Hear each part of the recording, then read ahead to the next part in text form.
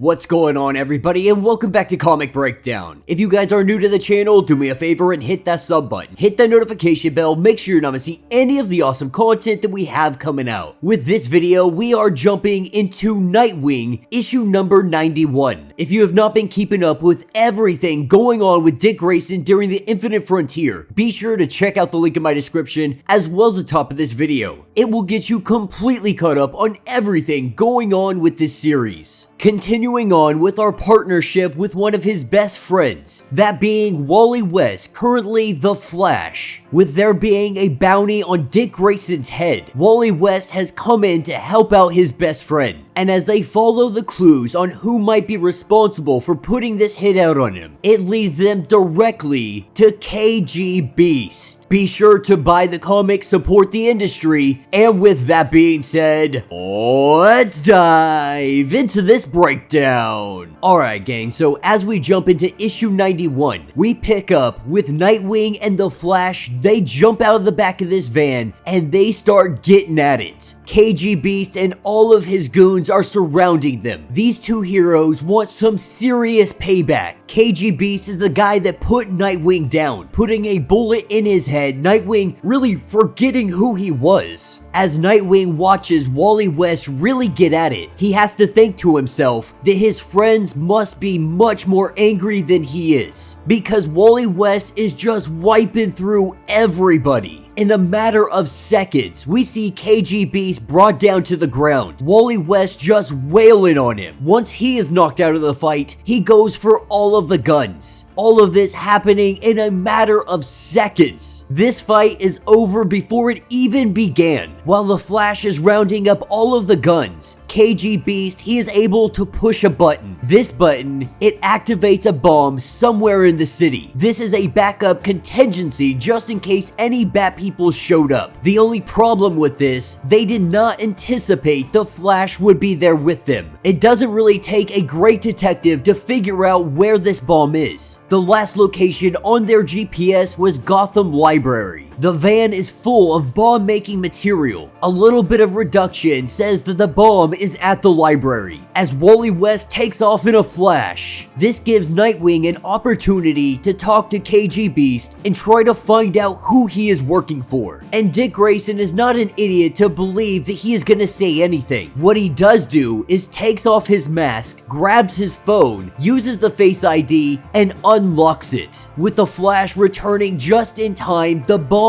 deactivated. Nightwing has him bring the phone to Oracle. Ensure that it does not lock on your way there and get whatever information that we can off of it. And that's what takes us to a little bit later. Sitting down with Oracle, they are trying to get any information that they can. As they search through the entirety of the phone, what they find is it looks like he was texting nobody. Somebody that just doesn't exist. Dick Grayson had gotten a text message from his sister. It had one simple name, a.k.a. Forenbre. This is an individual that is supposed to be a myth. Something that even Batman had believed was a myth. With Wally West not really understanding what the heck is going on or what anybody is talking about, Babs starts to fill him in, letting him know that La Gente Fuente, she's supposed to be some kind of agent with every top assassin at their disposal. And for the right price, they never miss. As Babs tries to triangulate any kind of signal, any kind of ping off a cell phone tower, anything of that nature, it gives her one location, and that is down in Costa Rica. As Nightwing jumps on the back of the Flash, they take off and they are there in a split instant. As they start examining the entirety of the area, they're trying to look for any clue, but they also have a discussion. Nightwing wants to know, how do you do all of this? How do you have a family at home, but also come risk your life day in and day out? Because while Dick Grayson is used to doing it with his